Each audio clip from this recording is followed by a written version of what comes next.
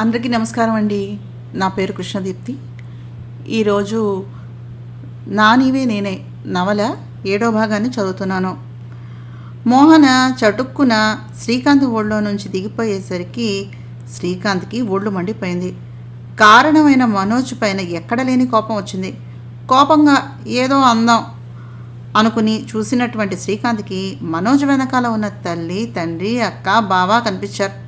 వాళ్ళందరినీ చూసి అది మరి అంటూ ఎదురుగా వచ్చినటువంటి ఆయమ్మను చూసి, ఆయమ్మ కొద్దిగా పాలు కాచి తీసుకున్న పైకి, మోహన బాగా తడిసిపోయింది అని చెప్పి వెనక్కు తిరిగి సంధించి వదిలేసిన బాణంలాగా మెట్లెక్కి తన గదిలోకి పారిపోయాడు. అది చూసిన వారందరూ నవ్వుకున్నారు గుంభనంగా. అతను ఏం చేస్తున్నాడో అని తలుపుకి వెనకాల నిలుచుని చూస్తూ ఉన్న మోహనకు ఢీ కొట్టాడు శ్రీకాంత్. అబ్బా అనుకుని మోహన, శ్రీకాంత్ ఇద్దరూ ఒకరిని ఒకరు చూసుకుని నవ్వుకున్నారు. గిల్లి కజ్జాలలో ఆనందం అదే.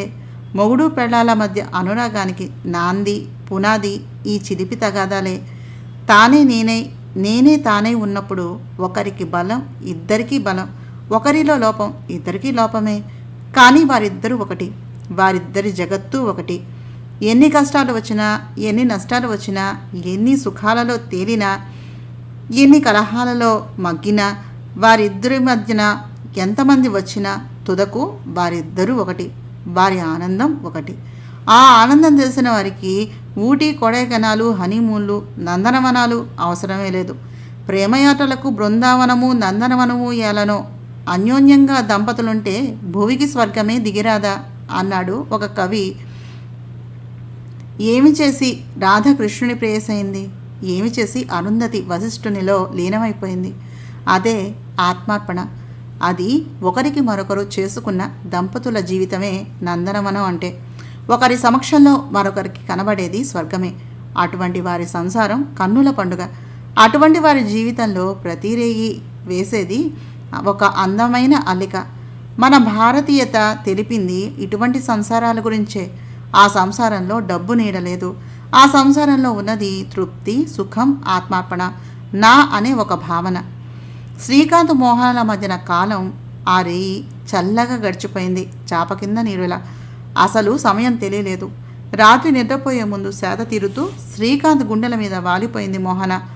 ఒక్కసారిగా ఏదో గుర్తు వచ్చినట్టుగా కళ్ళు తెరిచి చూసి మావయ్య అర్చిందామె. అలాగా సడన్గా ఆమె అనేసరికి ఇంతలో ఏమైంది అన్నాడు. భయపడిందేమో అని కంగారు పడుతూ ఆమె వీపుని రాస్తూ శ్రీకాంత్. మావయ్య ఆ తాటకి ఎవరు అంది లేచి కూర్చుని ఉపోద్ఘాతం లేకుండా. తాటక? అది ఎవరే అన్నాడు శ్రీకాంత్. అదే పొద్దున్న నువ్వు లాల్చీ వేసుకున్నప్పుడు నీ గుండెల మీద ఏదో పడిందని తుడుస్తోందే మెట్ల దగ్గర, అది అంది కోపంగా. చచ, నా పియ్యేనే, పాపం చాలా మంచిది అన్నాడు శ్రీకాంత్ అర్థం కాక. ఆహా, మంచిదా? ఈసారి ఇంకెవరినైనా నిన్ను ముట్టుకునే అవకాశం ఇచ్చావో నీకు బాగోదు చెప్తున్నా. లాస్ట్ అండ్ ఫైనల్ వార్నింగ్, అర్థమైందా అంది అతని గుండెల మీద పొడుస్తూ. తడిసిన వెంట్రుకలు ముడిపెట్టక వదిలేసి ఉందేమో ముఖం మీద పడుతూ అల్లరి చేస్తూ ఉన్నాయి. కోపాన్ని చూపిస్తోందేమో పెదవులు వణుకుతూ ఉన్నాయి. ఈర్ష్యతో చెప్పిందేమో నుదుట బొట్టు ఎర్రదనం కళ్ళకు అంటిందా అన్నట్టుగా ఉంది. పైగా ఆ భంగిమలో ఆమె కట్టుకున్న బట్టలు అటూ ఇటూ అయ్యి అలా సగం సగం అందాలు కనువిందు చేస్తూ ఉంటే ఆ భంగిమ మహా ముద్దు వచ్చేస్తోంది అతనికి. అసూయ ముందు పుట్టి ఆడది తర్వాత పుట్టిందని ఎవరన్నాడో కానీ అది నిజంగా నిజం. కానీ ఆ అసూయ శ్రీకాంత్కు మహా నచ్చింది. ఇక అలా మరి ఉండలేకపోయాడు. అలాగే వెంటనే ఆమెను మీదకు లాక్కొని ఆమె పెదవులను తన పెదవులతో మూసేశాడు. ఆ ముద్దు సుదీర్ఘమై, ఆ రాగం రంజితమై వారి ఇద్దరి ప్రణయం ఆనాటి రేయిని కరిగించసాగింది. శ్రీకాంత్ ఆఫీస్లో పనిచేసేటటువంటి వర్కర్స్ కోసమని ఏర్పాటు చేసినటువంటి కాలనీ, ఆ కాలనీలో పిల్లల కోసం ఏర్పాటు చేసినటువంటి స్కూళ్ళు ప్రారంభమయ్యాయి. ఆ ప్రాంగణంలో ఒక హాస్పిటల్, దానిలో 24 గంటలు ఉండేటటువంటి డాక్టర్, నర్సులు, వాళ్ళకి వసతి ఏర్పాట్లు మాత్రమే కాక మినరల్ వాటర్ ప్లాంటేషన్, ప్రత్యేకంగా ఏర్పాటు చేసినటువంటి club house, library, indoor stadium, ఒక దేవాలయం మరియు సూపర్ మార్కెట్ సదుపాయాలను ఏర్పాటు చేయడం కూడా జరిగింది. తెల్లారి లేచాక ఆఫీసుకు తయారవ్వాలి అన్న శ్రీకాంత్ను చూసి, రే శ్రీ, ఓసారి మోహనను డాక్టర్స్కి చూపించిరా. నిన్న ఇద్దరూ తడిబట్టల్లో అంతసేపు నానారు. మళ్ళీ ఏ జ్వరమో వస్తే కష్టం. అయినా దానిని తీసుకువెళ్ళిన వాడివి కూడా ఉంచుకుని చూసుకోవాలా వద్దా? రాను రాను చిన్నపిల్లల తంతులాగా తయారైతే ఎక్కడ చచ్చేది అన్నారు భాస్కర్. పోనీలేండి నాన్న, వాడికి తెలియదా ఏమిటి? నేను తీసుకెళ్తానులేండి అంది కస్తూరి.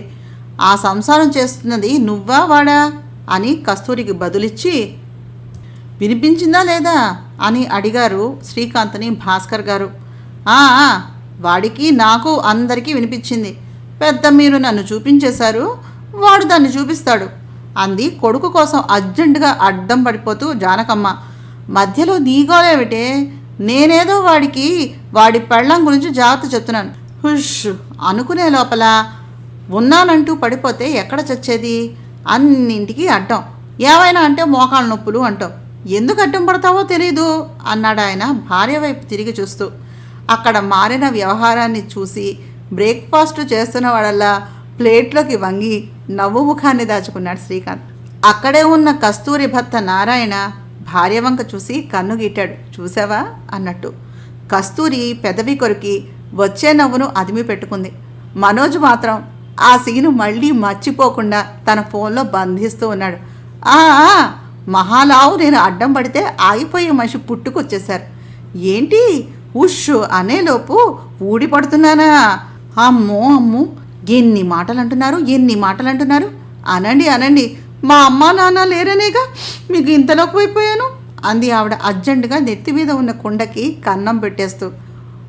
ఓసిని అమ్మ బడవా, ఇప్పుడు నేను నిన్నేమన్నానే? ఏదో కొడుక్కి 2 మంచి మాటలు చెప్దాం అనుకున్నాను. నా కర్మ అని నెత్తి కొట్టుకొని, పాపం మీ అమ్మ వాళ్ళు మా అమ్మ వాళ్ళు ఇంకా బతికితే బాగుండదే. ఇప్పుడు నేను నిన్ను ఏమన్నానని? రా అంటూ జానకమ్మ గారి చెయ్యి పట్టుకుని పక్కన కూర్చోబెట్టుకుని ఆవిడకు ప్లేట్లో ఇడ్లీ చట్నీ నెయ్యి వడ్డించి తిను అన్నాడు పెడుతూ. ఏం జరిగింది? అంతా అలా ఉన్నారు అంది మోహన వస్తూ. అది మాత్రం అడక్కే అమ్మ, ఏదో స్కామ్ నడుస్తోంది అన్నారు భాస్కర్ భార్య వైపు చూసి సైగ చేస్తున్నట్టు. స్కామా అంది మోహన ఆశ్చర్యంగా ముఖం పెట్టుకుని. అదంతా సరే కానీ నువ్వు ఇంటికి ఎప్పుడు వస్తావు మోహన? ఎంతసేపు మేము రావడమే జరుగుతుంది. నువ్వు కూడా అక్కడికి వచ్చి 4 రోజులు ఉండి వస్తే బాగుంటుంది కదా అన్నారు నారాయణ. అంటే డాడీ, ప్రస్తుతానికి మినీ ప్రాజెక్ట్ చేస్తున్నాం, ఒక 4 రోజులు టైం పట్టొచ్చేమో అంది శ్రీకాంత్ కళ్ళలోకి చూస్తూ. టిఫిన్ తినబోతున్నవాడల్లా అతని గొంతులో అడ్డం పడ్డట్టుగా ఉక్కిరి బిక్కిరై దగ్గాడు శ్రీకాంత్. అతని నెత్తి మీద గబగబా ముట్టి నీరు తాగించింది మోహన. సుఖీభవ చిరంజీవ అంటూ నీళ్లు శ్రీకాంత్ మీద చిలకరించి, ఏ ఊర్లో పుట్టావు? ఆ ఊరి దేవుడెవరు అంది కంగారుగా జానకమ్మ గారు. కొంచెం నెమ్మది, వాడికి పిల్లలు పుట్టే వయసు వచ్చి 10 దశాబ్దం నిండింది, కొంచెం నెమ్మదించు అన్నారు భాస్కర్ గారు జానకమ్మ గారిని చూస్తూ. ఆవిడ ఆగ్రహ వీక్షణాలను చూసి జడిసి తల ఉంచుకున్నారు వెంటనే. అది చూసిన ఆ గదిలోని జనం అంతా గొల్లున నవ్వారు, జానకమ్మ గారితో సహా. ఆ సమయాన ఆ ఇల్లు అందమైన పొదరిల్లే అయ్యింది. వయసులో ఉండే గొప్ప శక్తి అదే. మన దగ్గర లేని విషయం గురించి వెతుకుతూ ఉంటాడు ప్రతి మనిషి. ఎన్ని ఉన్నా ఇంకా ఏదో కావాలనే ఆరాటం, ఆ ఏదో ఏమిటో తెలుసుకునే ప్రయత్నం. మన కోసం ఈ వ్యక్తి సరిపోతారా అని మనకు కావలసినది ఏదో తెలుసుకునేలోగా టీనేజ్ కాస్త కరిగిపోతుంది. అయ్యో, టీనేజ్ ఎంజాయ్ చేశానా లేదా, ఫ్యూచర్ కోసమని కష్టపడ్డానా అని అనుకునేలోగా కౌమార దశ నిండిపోతుంది. ఈ లోపల పిల్లలు, బాధ్యతలు ఊపిరి సల్పనటువంటి సమయం. అది అయ్యే లోపల నేనున్నాను అంటూ ముంచుకొచ్చేస్తుంది. ఈ లోపల పిల్లలకు పెళ్ళిళ్ళు అయిపోతాయి, తల్లిదండ్రులు ఇంచుమించుగా గతించిపోతారు. అప్పుడు మనకు తోడుగా మనతో పాటు నడిచే ఆ వ్యక్తి మాత్రమే జీవన సహచరిణి లేక సహచరుడు. మనతో మిగిలి ఉండేవాళ్ళు వాళ్ళే. అప్పుడు మొదలవుతుంది అంతర్మథనం. ఈమెకు లేదా అతనికి నేనేమి ఇవ్వగలిగాను, ఈమెను నేను ఏ విధంగా చూసుకున్నాను, ఒకవేళ గతించిన సమయంలో ఈమె లేదా ఇతనితో నేను సరిగ్గా ప్రవర్తించకపోయినట్లయితే దాన్ని ఇప్పుడు ఏ విధంగా సర్దుబాటు చేసుకోవాలి అని. ఇన్ని సర్దుబాట్లలో ఎప్పుడు వస్తుందో మరణం తెలియకుండా నేనున్నానంటూ చెంత చేరుతుంది. అంతే, అదే జీవితం అనిపిస్తుంది. కానీ విడ్డూరం ఏమిటంటే నా వారిని శ్మశానానికి అప్పజెప్పి ఆ తర్వాత నేను అనేటటువంటి భ్రమ నుండి తొలగి రేపటి కోసం ఈ మనసు తహతహలాడుతూనే ఉంటుంది. నేను, నా పిల్లలు, నా మనవలు, ఇలా ఆలోచన సాగుతూనే ఉంటుంది. దీనికి అంతం ఎక్కడా అనుకుంటూ శ్రీకాంత్ మోహన వెళ్లే వైపు చూస్తూ ఉండిపోయారు భావగర్భితంగా భాస్కర్ గారు. ఏమిటండి అది అంత ఆలోచన అన్నారు వెనక నుంచి వచ్చి ఆయన హృదయంపై చేయి ఉంచినటువంటి జానకమ్మ. ఏమీ లేదు జానకి, మన గతించిన కాలం గుర్తుకొస్తుంది. మన పిల్లలతో పోలిస్తే మనం ఎంత అదృష్టవంతులమే అని ఆలోచిస్తున్నాను. ఆ రోజుల్లో నీ ఒడిలో సేద తీరే సమయంలో నాకు నువ్వు తప్ప వేరే ప్రపంచం గుర్తుకొచ్చేదే కాదు. రాత్రంతా నా గుండెలపై తలవాల్చి నిద్రపోయిన నువ్వు తెల్లవారి నా గుండెలపై నుంచి లేచాక ఇప్పుడు ఇక ప్రపంచం నాకు గుర్తు వచ్చేది. నా భార్య నాపై, నా మనసుపై అంత మత్తును జల్లేది, మాయ చేసేది. మేడపై సన్నజాజి పందిరి దగ్గర ఆ పూల సౌరభాన్ని ఆస్వాదిస్తూ నా భార్య పోయే వగలను చూస్తే ఆమె నాకు మాత్రమే, నా జీవిత రథానికి నిండుగా వెలుగును పంచేటటువంటి దివ్య ఆమె అనుకునేటప్పుడు కలిగే సంతోషం, సంతృప్తిని ఎవరితో పంచుకోగలం? ఎవరికి అర్థమయ్యేలా చెప్పగలం? ఒక్క ఆమెకు తప్ప అన్నారు భాస్కర్ గారు భార్యను గర్వంగా చూసుకుంటూ. మీకేదో అయ్యింది ఈ రోజున, చాలు చాలు, ఎవరైనా చూస్తే నవ్విపోతారు. ముసలాడికి దసరా పండగలాగా ఏమిటా మాటలు? సిగ్గు లేకపోతే సరి. కొన్నాళ్ళు పోతే మనవరాలకి బిడ్డలు పుట్టి మునిమనవలు తయారవుతున్నారు. ఇంకా ఈ పైత్యం మాటలు మాత్రం అయ్యగారికి తగ్గలేదు. ఎవరైనా వింటే అవ్వా పరువు పోతుంది అన్నారు ఉషగారు నోటి మీద చెయ్యి వేసుకుని తీసి చూపిస్తూ. నా భార్య గురించి నేను చెప్పుకుంటూ ఉంటే చూసి నవ్వేదెవరంట? అయినా నా భార్య నా ఇష్టం. ఏ వయసులోని వాళ్ళకేనా ఆ కులుకులు తళుకులోనూ? నా కళ్ళతోటి నా భార్యను చూడమను. ఆ రోజు మొదటి రాత్రి పాలు పట్టుకుని వచ్చి పారాణి పాదాలతోటి సిగ్గుగా నేల మీద ముగ్గు వేసిన ఆమె ఈ క్షణాన నా సమక్షంలో ఇన్ని సంవత్సరాల తర్వాత కూడా అంతే లావణ్యంగా మెరిసిపోవటం లేదా ఏం అన్నారాయన మీసాన్ని మెలివేస్తూ.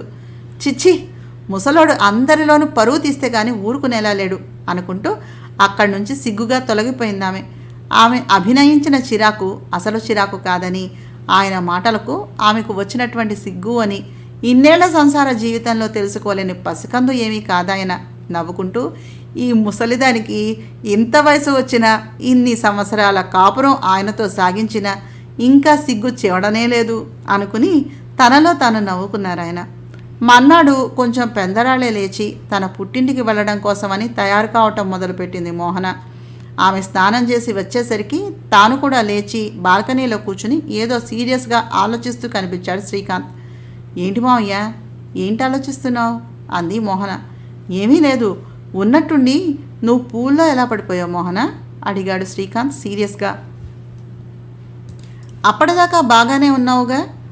నేను అక్కడే ఉన్నాను, ఇంతలో ఎలా పడిపోయావు అడిగాడు. నాకు అదే అర్థం కాలేదు మావయ్య. నిజానికి అక్కడ మనకు బాగా తెలిసిన ఒక 10 మంది ఆడవాళ్ళు మాత్రమే ఉన్నారు. వారందరూ కూడా ఇంచుమించుగా నీ స్నేహితుల భార్యలే. నాకు స్విమ్మింగ్ రాదు కదా. నేను కొంచెం దూరంగానే 4 రోజుల నుంచి అటు ఇటు తిరుగుతూ ఉన్నానేమో, మత్తుగా ఉంది. స్విమ్మింగ్ పూల్ పక్కనున్న చైర్లో అలా సేద తీరుతూ నిద్రలోకి జారుకున్నాను. మరి ఎలా అనేది నాకు కూడా అర్థం కాలేదు అంది మోహన. ఇది ఎలా జరిగింది అనేది అర్థం కావట్లేదు శ్రీకాంత్కి. అంతవరకు అక్కడ చాలామంది ఉన్నారు, కానీ ఆ సమయంలో అక్కడ ఎవ్వరూ లేరు. స్విమ్మింగ్ పూల్ దగ్గర ఇంకా సీసీ కెమెరాలు అమర్చడం జరగలేదు. ఎవరని ఏమని అడగాలి? ఏది ఏమైనా మోహన చాలా పెద్ద అపాయం నుంచి తప్పించుకుంది అనుకున్నాడు శ్రీకాంత్. అంతలా ఆలోచిస్తున్నటువంటి శ్రీకాంత్ను చూసి, ఏంటి మావయ్య అంతల్లాగా ఆలోచిస్తున్నావు అడిగింది మోహన శ్రీకాంత్ భుజం మీద ఏదో కావాలి అన్నట్టుగా గారంగా చేతితో గీస్తూ. అంతే నవ్వేశాడు శ్రీకాంత్. ఏం కావాలేంటి అడిగాడు ముద్దుగా. ఏమీ లేదు మూతి ముడి వేసి చెప్పింది మోహన. ఛా అవునా అన్నాడు నవ్వేస్తూ. మావయ్య కార్ డ్రైవ్ చేయడం నేర్పవా అడిగింది మోహన. నువ్వెందుకు నేర్చుకోవడం? డ్రైవర్ని పెట్టుకుంటే సరిపోతుంది. ఆ మాత్రం దానికి నీకెందుకంత కష్టం నవ్వుతూ అడిగాడు శ్రీకాంత్. అదేమీ కుదరదు, నేనే డ్రైవింగ్ చేస్తాను. నువ్వు నేర్పకపోతే కార్ వేసుకుని వెళ్ళిపోతాను ఆ పైన నీ ఇష్టం అంది వేలు చూపిస్తూ బెదిరిస్తున్నట్టుగా. ఆహా సరే పద అన్నాడు శ్రీకాంత్ అదోలా నవ్వుతూ. ఎందుకు నవ్వుతున్నావు అంది అనుమానంగా చూస్తూ మోహన. ఇప్పుడు నువ్వు డ్రైవింగ్ నేర్చుకుంటావా లేదా, ఒకటే మాట చెప్పు అన్నాడు శ్రీకాంత్. సరే పద అని డ్రైవింగ్ మొదలుపెట్టాడు. ఎంత చెప్పినా క్లచ్ బ్రేకు సరిగ్గా తొక్కక బాగా ఇబ్బంది పెట్టడం మొదలుపెట్టింది మోహన. ఇంకా లాభం లేదు కానీ పద ఇంటికి వెళ్దాం అన్నాడు శ్రీకాంత్. అదేమీ కుదరదు, నాకు ఈరోజు వచ్చి తీరాల్సిందే హఠం చేస్తూ అంది మోహన. అబ్బా మోహన, ఒకే రోజులో ఎలా వచ్చేస్తుంది, పద అన్నాడు శ్రీకాంత్. ఎందుకు రాదు, నీకు నేర్పించడం రాదు అని చెప్పు అంది మోహన కోపంగా చూస్తూ. నాకు నేర్పించడం రాదు, నీకు నేర్చుకోవటం రాదు, సరేనా అన్నాడు నవ్వేస్తూ. లేదు మోహయ్య ప్లీజ్ అంటూ గారంగా గొడవ చేయడం మొదలుపెట్టింది మోహన. సరే ఉండు అంటూ మోహనను ఒకసారి దిగమని చెప్పి తన ఒళ్ళో మోహనను కూర్చోబెట్టుకుని డ్రైవింగ్ నేర్పడం మొదలుపెట్టాడు శ్రీకాంత్. ఇక ఎలాగైనా మోహన చేత ఈ రోజుకు చాలు అనిపించాలని ఆమెకు చెక్కిలి గింతలు పెట్టడం మొదలుపెట్టాడు. ఆమె నడుము మీద గిల్లడం ప్రారంభించాడు. మావయ్య వద్దు మావయ్య అంటూ అటూ ఇటూ కదులుతూ తీసుకుని వెళ్ళి రోడ్డుకు అవతల ఉన్న చెట్టుకి కారుని ఢీ కొట్టించేసింది మోహన. సకాలంలో శ్రీకాంత్ దాన్ని గమనించడం వలన బ్రేక్ వేశాడు. కానీ కారుకు జరగవలసినటువంటి డ్యామేజ్ కాస్త జరిగిపోయింది. ఇద్దరూ భయపడి బయటకు వచ్చి చూసేసరికి కారు ఇంజన్ వైపు డిక్కీ కాస్త సొట్టపడిపోయింది. అంతదాకా నవ్వుతూ ఉన్న శ్రీకాంత్కు ఎక్కడ లేని కోపం వచ్చింది. నిజానికి ఇక్కడ మోహన తప్పు ఎంతుందో శ్రీకాంత్ తప్పు కూడా అంతే ఉంది. ఆ విషయం అతనికి తెలుసు. అందుకే మోహనను ఏమీ అనలేదు. కానీ ఏమాత్రం అటూ ఇటూ అయి ఉన్నా మోహనకు ఏదైనా ఇబ్బంది అయితే ఏం జరిగి ఉండేది అనే బాధతోటి తన చేత్తో కాను కోపంగా ఒక్క దెబ్బ వేశాడు. అంతే. ఆ శబ్దానికి మోహన భయపడిపోయింది. ఇంకేమీ మాట్లాడకుండా వెక్కుతూ పక్కన నిల్చుండిపోయింది. చాలాసేపటికి కానీ శ్రీకాంత్ తేరుకోలేదు. ఏదో శబ్దం వినిపించి మోహన వైపు చూసేసరికి ఆమె వెక్కుతూ ఆ శబ్దం అతనికి వినబడకుండా ఉండాలని నోటిని చేత్తో మూసుకుని కళ్ళల్లో నీళ్లతోటి కనిపించింది. అంతే. శ్రీకాంత్ కోపం కాస్త కరిగిపోయింది. మనసులో బాధతోటి మూలిగింది. మోహన, నీ తప్పేం లేదురా, నాకు తెలుసుగా అంటూ ఆమెను తన గుండెలపై వాల్చుకున్నాడు. అంతే. అంతవరకు ఉగ్గపెట్టుకున్న ఏడుపు ఒక్కసారిగా శృతిమించి రాగాన పడినట్టుగా గట్టు దిగిన గోదారల్లే విజృంభించింది. మోహన, అమ్మమ్మ మునిమనవల్ని అడుగుతోంది. మనవరాలకి ఏడవడం చేత కాదు, ఇక ఈ మనవరాలి పిల్లల్ని ఎవరు చూసేది అన్నాడు ఒక చేత్తో ఆమె గడ్డం పట్టి ముఖాన్ని పైకి లేపి మరొక చేత్తో ఆమె బుగ్గలపై కారుతున్న కన్నీటిని కచ్చితోటి తుడుస్తూ. నేను అలా చూసేసరికి భయం వేసింది మావయ్య అంటూ అతని మెడ చుట్టూ తన రెండు చేతులు గొలుసులా వేసి అతని గుండెలపై తలవాల్చింది మోహన. సరే ఉండు అని కారు స్టార్ట్ చేయబోయాడు శ్రీకాంత్. ఇక కదలలేనని కారు మొరాయించేసింది. కారు డ్రైవింగ్ నేర్పించాలి అనగానే పాత కారు వేసుకుని వచ్చాడు. ఎందుకైనా మంచిదని శ్రీకాంత్. అది కాస్త ఇలా బెడిసి కొట్టింది. వెంటనే డ్రైవర్కు ఫోన్ చేసి మరొక కారు తీసుకురమ్మని చెప్పాడు. డ్రైవర్ వచ్చాక భార్య సమేతంగా ఇంటికి వెళ్ళాలి అని ఎదురు చూస్తున్న శ్రీకాంత్కి వైశాలి కారును డ్రైవ్ చేసుకుంటూ రావడం చూసి ఆశ్చర్యం వేసింది. ఆమెతో పాటు దిగాడు డ్రైవర్. ఏంటి వైశాలి, ఇంత రాత్రి వేళ ఇక్కడికి, నీకు ఏమైనా పని ఉందా అడిగాడు శ్రీకాంత్. అదేం లేదు సార్, మీ కారు యాక్సిడెంట్ అయిందని చెప్పాడు డ్రైవర్. అది తెలియగానే నాకు కాలు చెయ్యి ఆడలేదంటే నమ్మండి. మరేది ఆలోచించకుండా డ్రైవర్ని పక్కకు తోసేసి నేనే డ్రైవ్ చేసుకుంటూ వచ్చేసాను. మిమ్మల్ని ఇలా చూస్తే కానీ నాకు మనసు శాంతించలేదంటే నమ్మండి. అంతా బాగానే ఉంది కదా సార్ అంటూ అతనిని తాకడానికి దగ్గరకు రాబోయింది వైశాలి. వైశాలి, నేను బాగానే ఉన్నాను, ప్లీజ్ అంటూ ఆమెను అక్కడే ఉండమన్నట్టుగా ఆపి, డ్రైవర్ కారు బాగు చేయించి ఇంటికి తీసుకునిరా, నేను ఈ కారును తీసుకుని వెళ్ళిపోతున్నాను అని చెప్పి గెట్ ఇన్ వైశాలి అని యాక్సిడెంట్ అయిన కారులో కూర్చున్న మోహన దగ్గరకు వెళ్ళాడు శ్రీకాంత్. ఈ లోపల వైశాలి ముందు వైపు ఉన్న ప్యాసింజర్ సీట్లో కూర్చుండిపోయింది. తను అలా కూర్చుంటే సభ్యత కోసమని ఆలోచించి శ్రీకాంత్ తనను లేపడానికి ఇబ్బంది పడి మోహనను వెనకాలే కూర్చోబెడతాడని అనుకుంది. కానీ శ్రీకాంత్ మోహన చెప్తున్నా వినకుండా ఆమెను ఎత్తుకుని తీసుకుని వచ్చాడు. ప్యాసింజర్ సీట్లో కూర్చున్న వైశాలిని చూసి, వైశాలి డోర్ ఓపెన్ చేయి, బయటకు వచ్చి పట్టుకో అన్నాడు ఆర్డర్ చేస్తున్నట్టుగా చూస్తూ. ఇక వైశాలికి దిగక తప్పలేదు. తాను బయటకు వచ్చి డోర్ పట్టుకుని నిలబడింది. శ్రీకాంత్ మోహనను ప్యాసింజర్ సీట్లో కూర్చోబెట్టి సీట్ బెల్ట్ను సరిగ్గా పెట్టి వాటర్ బాటిల్ మూతను ఓపెన్ చేసి మోహన చేత మంచినీళ్లను తాగిస్తూ, get in to the next seats Vaishali, sorry for the inconvenience అంటూ తాను డ్రైవింగ్ సీట్లో కూర్చుని కారు స్టార్ట్ చేశాడు. మోహన పట్ల అతను చూపిస్తూ ఉన్నటువంటి ప్రేమను తట్టుకోలేకపోతోంది వైశాలి. కానీ ఆమె ఇక్కడ ఏమీ చేయలేదు. నిండుగా ఉన్న శ్రీకాంత్ను తమకంగా చూస్తూ మోహన స్థానంలో తనని తాను ఊహించుకుంటూ శ్రీకాంత్ తనతోనే అలా ప్రవర్తిస్తున్నట్టుగా భ్రాంతి చెందుతూ ఊహలలో విహరించసాగిందామె. అతిగా చూపే భక్తైన, విశ్వాసమైన, ప్రేమైన అది జైలులాగే తోస్తుంది. శ్రీకాంత్ మీద వైశాలి పెంచుకున్నటువంటి అతి వ్యామోహం ఆమెను ఏ స్థితికి చేరుస్తుందో చూడాలి. కొన్ని సమస్యలకు కాలమే పరిష్కారాన్ని ఇవ్వాలి. సర్వే జనా సుఖినో భవంతు, వారిలో నేను కూడా ఎక్కువగా భవంతు. అవునా? అందరం ఇదే కోరుకుంటాం కదా. కాలం గడిచిపోతూనే ఉంది. మోహన మినీ ప్రాజెక్ట్ కోసం హైదరాబాద్లో ట్రైనింగ్ మొదలుపెట్టింది. అనుకోకుండా 2 రోజులు సెలవు రావడంతో శ్రీకాంత్కి ఫోన్ చేసింది. శ్రీకాంత్ మీటింగ్లో ఉన్నాడు. అతనికి ఎన్నిసార్లు ప్రయత్నించినా మోహన ఫోన్ కాల్స్కి సమాధానం చెప్పలేదు. చేసి ఇక కారులో బయలుదేరి వచ్చేసిందామె. దిగటం డైరెక్ట్గా శ్రీకాంత్ ఆఫీస్కు వచ్చేసింది. అతన్ని త్వరగా కలవాలనే ఆత్రంతో మోహన. ఆమె శ్రీకాంత్ యొక్క భార్య అని తెలియక రిసెప్షనిస్టు మోహనను రెక్లెస్గా చూస్తూ అపాయింట్మెంట్ గురించి అడిగింది. మోహన లేదు అనటంతో కావాలని ఎదురు చూసేలాగా చేయటం మొదలుపెట్టింది.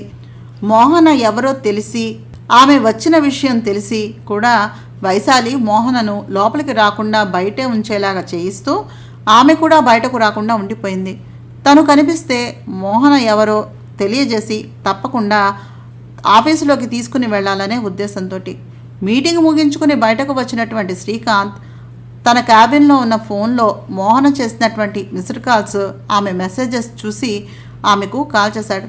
ఓయ్ ఎక్కడున్నావు అడిగాడు ఫోన్ ఎత్తగానే. నీ ఆఫీస్ రిసెప్షన్లో అపాయింట్మెంట్ లేకుండా నన్ను లోపలకు పంపించారట అంది మోహన. ఏంటి? ఒక్కసారి గట్టిగా అరిచి, వస్తున్నా అక్కడే ఉండు అంటూ కంగారుగా రిసెప్షన్కు ఫోన్ చేసి అక్కడ ఉన్న మోహనను వెంటనే పంపించండి, ఆమెను మీరే నా గదిలోనికి తీసుకురండి మర్యాదగా అని నొక్కి చెప్పి ఫోన్ కట్ చేశాడు. మళ్ళీ వెంటనే ఫోన్ చేసి, వద్దు నేనే వస్తున్నాను అంటూ అరిచి గబగబా లిఫ్ట్లో బయలుదేరాడు. అతను చెప్పిన తీరుకి రిసెప్షనిస్ట్కి ఒళ్ళంతా చెమటలు పట్టాయి. మోహన ఆయనకు దగ్గర మనిషేమో అనే డౌట్ వచ్చాక ఆమె ప్రవర్తించే తీరే మారిపోయింది.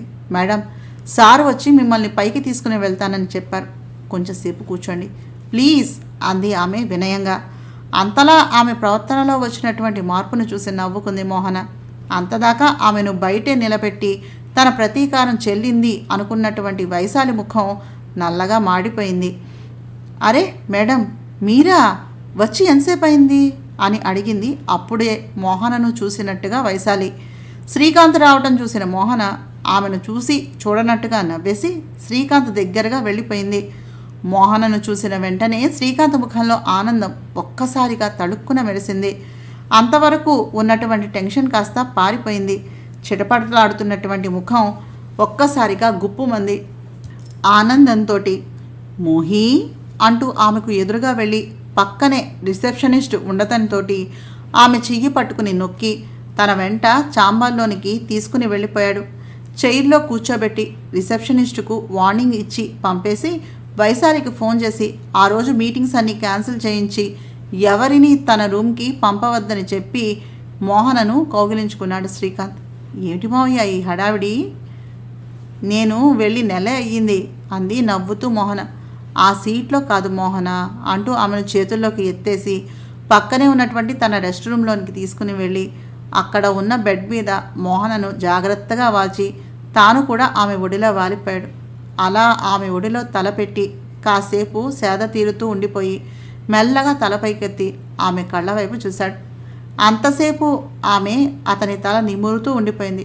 సారీ మోహన, చాలాసేపు వెయిట్ చేయించానా అడిగాడు అతను చిన్న ఉచ్చుకున్నట్టుగా ముఖం పెట్టి. పర్వాలేదు మావయ్య, మొదటిసారి కదా, ఇంకోసారి ఇలా జరిగితే మాత్రం ఒప్పుకోనబ్బాయి అంది వార్నింగ్ ఇస్తున్నట్టుగా బెదిరిస్తున్నట్టు చూస్తూ.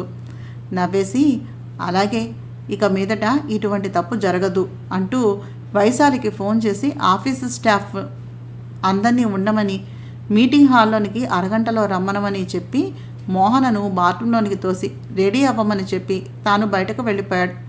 ఎదురు ప్రశ్నలో ఏమీ అడగకుండా అతను చెప్పినట్టుగానే స్నానం చేసి బాత్రూంలో బయటకు వచ్చినటువంటి మోహనకు బెడ్ మీద కనిపిస్తున్నటువంటి బ్రాండెడ్ రెడ్ కలర్ డ్రెస్సు, దానికి మ్యాచింగ్ హీల్స్, హ్యాండ్ బ్యాగ్ చూసి ఆశ్చర్యం వేసింది. అది అచ్చంగా ఆమె కోసమే తయారైనట్టుగా ఉంది. ఆశ్చర్యపోతూ ఆ డ్రెస్ వేసుకొని గబగబా రెడీ అయింది మోహన. 10 నిమిషాల తర్వాత డోర్ నాక్ చేస్తూ, మే కమింగ్ మేడం అన్నాడు శ్రీకాంత్. ఎస్ డార్లింగ్ అంటూ డోర్ ఓపెన్ చేసి స్టైల్గా అతని ముందు నిల్చుంది మోహన. ఆమెను చూడగానే ఎక్సలెంట్ అన్నాడు శ్రీకాంత్. ఈ డ్రెస్సు ఎక్కడి నుంచి ఊడిపడింది ఇంత సడన్గా ఉన్నట్టుండి అడిగింది మోహన డ్రెస్సును చూపిస్తూ, అద్దంలో తనని తాను చూసుకుని మురిసిపోతూ. ఇప్పటికిప్పుడు ఎందుకు ఊడిపడుతుంది? అసలు ఎప్పటి నుంచో ఈ టైం గురించి వెయిట్ చేస్తున్నాను నేను. అనుకోకుండా ఇలా కలిసి వచ్చింది. కమ్ బేబీ అంటూ మోహన చేతికి తన చేతితోటి ముడివేసి ఆమెను మీటింగ్ హాల్లోనికి తీసుకుని వెళ్ళాడు శ్రీకాంత్. బాస్తో వచ్చిన అమ్మాయిని చూసి బాస్ వైఫ్ అని గుర్తుపట్టారు అంతకు ముందు పార్టీకి అటెండ్ అయినటువంటి కొంతమంది స్టాఫ్. హలో ఎవ్రీవన్, ఎప్పటి నుంచో మీ అందరికీ నా వైఫ్ని ఇంట్రడ్యూస్ చేయాలని అనుకుంటున్నాను. కరోనా అని, ప్రాజెక్ట్స్ అని ఇన్నాళ్ళు కుదరలేదు అంటూ అందరికీ మోహనను ఇష్టంగా పరిచయం చేస్తూ చిన్న పార్టీని ఏర్పాటు చేసి పార్టీ జరుగుతూ ఉండగానే అందరినీ ఎంజాయ్ చేయమని చెప్పి మోహనను తీసుకుని తన ఇంటికి బయలుదేరాడు శ్రీకాంత్. తనేదో మోహనను కాసేపు బయట వెయిట్ చేయించి కక్ష తీర్చుకోవాలి అనుకున్నటువంటి వైశాలికి శ్రీకాంత్ అంతమందిలో గౌరవంగా మోహనను పరిచయం చేసేటప్పటికి ఎక్కడలేని బాధ, అసహనం చుట్టుముట్టాయి. ఏమీ చేయలేని నిస్సహాయతతోటి శ్రీకాంత్ చాంబర్లోనికి వెళ్ళి అక్కడ ఉన్న శ్రీకాంత్ కుర్చీని కౌగిలించుకుని ఏడవటం మొదలుపెట్టింది. బేబీ, ఏమిటి నువ్వు చేసే పనులు? నీకెందుకు నచ్చింది ఆ మోహన? పెళ్ళాం అయినంత మాత్రాన నీ మీద హక్కులన్నీ దానికేనా? ఈ ఆఫీసు స్టార్ట్ అయినప్పటి నుంచి నీ కూడా ఉన్నది నేను. నీ అభివృద్ధి కోసమని అహర్నిశలు కష్టపడింది నేను. నీకు చిన్న గాయమైతే విలవిలలాడింది నా మనస్సు. ఎన్ని జాబ్ ఆఫర్స్ వచ్చినా నిన్ను విడవటం ఇష్టం లేక, నిన్ను చూడకుండా ఉండలేక అన్నింటినీ వదిలించుకుని నీకు పర్సనల్గా ఉండిపోవాలని కోరుకున్నానే. నా గురించి కనీసం ఆలోచించావా? ఏముంది ఆ మోహన్లో? నాలా చదువుకున్నది కాదు, గ్లామర్ ఉన్నది కాదు. నువ్వు ప్రేమించే మోహన కన్నా నిన్ను ప్రేమించే నాతో నీ జీవితం పంచుకుని ఉన్నట్లయితే నువ్వు స్వర్గాన్ని చూసేలా ఉండేది. ఆ విషయం నువ్వెందుకు అర్థం చేసుకోవు అంటూ ఏడవటం మొదలుపెట్టింది. కొంతసేపు అయ్యాక శ్రీకాంత్ అక్కడే ఉన్నట్టుగా ఊహించుకుంటూ, శ్రీ, ఎందుకమ్మా నువ్వు ఇలా చేస్తున్నావు? నాతో సరిగ్గా మాట్లాడితే కదా నేనేమిటో మీకు తెలిసేది. నువ్వు తప్పు చేస్తున్నావు బేబీ, కానీ నీ తప్పును సరిదిద్ది నేను నావాడిగా మార్చుకుని నీకు, ఆ మోహనకు, అందరికీ నిజమైన ప్రేమ యొక్క గొప్పతనాన్ని చూపిస్తాను అనుకుంది. అయితే ఇవంతా కూడా రూమ్లో ఉన్న సీసీ కెమెరాలు చెక్ చేసేటటువంటి 2 కళ్ళు గమనిస్తూ ఉన్నాయని ఆమెకు, శ్రీకాంత్కి కూడా తెలియదు. శ్రీకాంత్ 2 రోజులు కంప్లీట్గా మోహనతోటి తన ఇంట్లో ప్లాన్ చేశాడు. ఆమె సేవ ఒకటే ప్రపంచంలో ఉన్నట్టుగా, మరొక విషయం అతనికి తెలియనట్టుగా అతని ప్రవర్తన చూస్తూ ఉంటే, బాబోయ్, ఇతను నన్ను వదిలేస్తే నా పరిస్థితి ఏమిటి అని భయపడింది మోహన తనలో తాను. ఏంటి మోహి, ఏమైంది అంటూ దగ్గరగా తీసుకున్నాడు మోహనను శ్రీకాంత్. మావయ్య, నీ ప్రేమ ఉందే సునామీలాగా నన్ను ముంచేస్తుంది. నీతో ఉన్నంతసేపు నాకు సమయం తెలీదు. నా గురించి నేను ఆలోచించుకోను. నువ్వు చేసే అల్లరి, నీ నవ్వు, నీ కళ్ళు, వాటిలో పలికే భావాలు పరిశీలిస్తూ ఉంటే రోజులు క్షణాల్లాగా గడిచిపోతున్నాయి.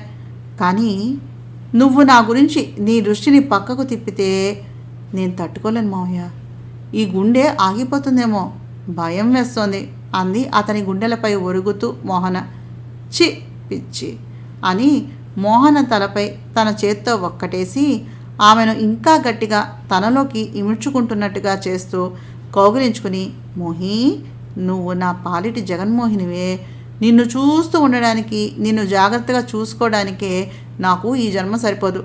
ఒకప్పుడు చాలామందిని చూసిన మాట నిజమే, వాళ్ళ చుట్టూతా నిన్ను కూడా వేసుకుని తిరిగిన మాట నిజమే.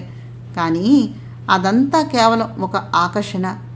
నువ్వు నేను కలిసి మనం అయ్యాక నిజమైన మగవాడు ఎప్పుడూ మరో అమ్మాయిని ఆ దృష్టితోటి చూడాలని అనుకోడు. అయినా కడుపు నిండిపోయాక ఎవరైనా ఎంత గొప్ప ఫుడ్ తీసుకుని వచ్చి పెట్టినా తినగలమా చెప్పు? నా మనసు ఎప్పుడో నిండిపోయింది. నా భార్య చేసే అల్లరి, దాని అలక, దాని నవ్వు నన్ను వదిలితే కదా ఇంకొకరి గురించి ఆలోచించాలి, అవునా అన్నాడు మోహన తలను ముద్దాడుతూ శ్రీకాంత్. రేపు అమ్మమ్మ వరలక్ష్మి వ్రతం అని అమ్మ వాళ్ళ ఇంట్లో మొదటి సంవత్సరం జరిపిస్తాము అని చెప్పింది. నువ్వు వస్తున్నావుగా నాతోటి అంది మోహన శ్రీకాంత్ని చూస్తూ. ఎందుకు మోహి, టైం వేస్టు. అది ఆడవాళ్ల పండగ. అక్కడికి నేను వచ్చి ఏం చేస్తాను? అదే ఆఫీస్లో వర్క్ చేసుకుంటే నీ వ్రతం అయ్యాక మళ్ళీ ఇంటికి వచ్చేయచ్చు. నువ్వు నేను కలిపి టైం స్పెండ్ చేయొచ్చు. మనకు కాస్త టైం ఉంటుంది. అందుకని ఈసారి నువ్వు వెళ్ళొచ్చేసాయి అన్నాడు శ్రీకాంత్. ఇంత డబ్బు దేనికి సంపాదిస్తున్నావు మావయ్య? నా కోసం కాదా? మరి నా కోసం కానప్పుడు ఇదంతా నేను నెత్తికేసి కొట్టుకోవాలా? కోపంగా అడిగింది మోహన. ఏమిటి మోహి నువ్వు? ఇదంతా నీకోసమే, రేపు మనకు పుట్టే పిల్లల కోసం. అప్పుడేమో మావయ్య అది లేదు ఇది లేదు అంటే నేనేమైపోవాలి చెప్పు అన్నాడు శ్రీకాంత్ లేచి ఫ్రిడ్జ్ ఓపెన్ చేసి యాపిల్ తీసుకుని వచ్చి ముక్కలుగా కోస్తూ. ఏ శ్రీకాంత్, నీతోనేగా నేను చెప్తున్నా, వస్తున్నావా లేదా అడిగింది ఈసారి వయ్యారంగా ఒళ్ళు వెచ్చుకుంటూ మోహన. చేతిలో ఉన్న కత్తి, యాపిల్ కూడా అతని చేతి నుండి అసంకల్పితంగా కింద పడిపోయాయి. ఆమె కట్టుకున్నటువంటి ట్రాన్స్పరెంట్ నైటీ నుంచి ఆమె శరీరం లీలగా కనిపిస్తూ ఉంటే ఆమెనే రెప్ప వేయకుండా చూస్తూ ఉండిపోయాడు శ్రీకాంత్. ఏంటి శ్రీ, రావా అడిగింది ఈసారి ఇంకా మసాలా కలుపుతూ మోహన. నా నీవే నేనై నవల 7వ భాగాన్ని చదివాను. నా ప్రయత్నం కనుక మీకు నచ్చినట్లయితే తప్పకుండా మా ఛానల్ సబ్స్క్రైబ్ చేసి, షేర్ చేసి, లైక్ చేసి, కామెంట్ చేయండి. విన్నవాళ్ళు తప్పకుండా కామెంట్ చేయండి. తప్పకుండా సబ్స్క్రైబ్ చేసుకోండి. చేస్తారు కదూ. నమస్తే.